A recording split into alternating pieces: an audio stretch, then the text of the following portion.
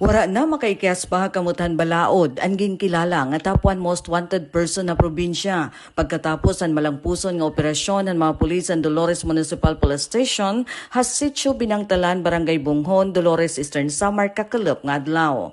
Hapagpanguna ni Police Major Yumorfo Batlanggaw, Acting Chief of Police, nga nailaro man supervisyon ni Police Colonel Ernesto R. Macasil, Provincial Director, malangpuson nga nadakop atong suspitsado nga ginkilala alias Dugoy.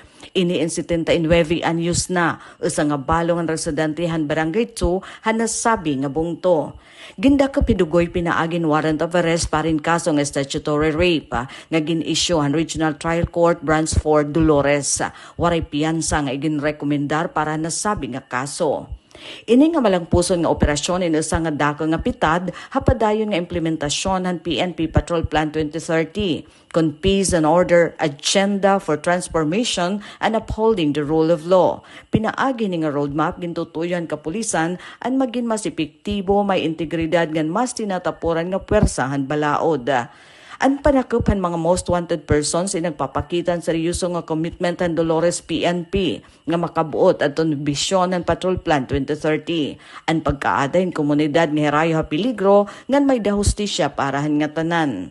Naging posibleng operasyon tungod ang mga estratehiya nga kaugop, kung kriminalidad at tuhan ngan utdon, gobyerno ugupan parahan kamurayawan ngan kauswagan. Kundi nagboroblig ang Dolores MPS, Intelligence Unit han Eastern Samar Police, Criminal Investigation and Detection Group han Probinsya, Maritime Group, Regional Mobile Force Battalion, 1st Eastern Samar Provincial Mobile Force Company, ngan Intelligence Division han Regional Special Operations Unit han Police Regional Office 8.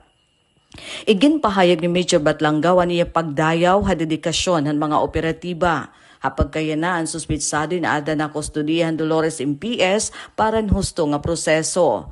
Kasumpay hininawagan gihapon ang kapulisan ha publiko nga padayon nga makipagsumpayan ha ira agud maging malangpuson ang mga programa para han kahimyangan han probinsya.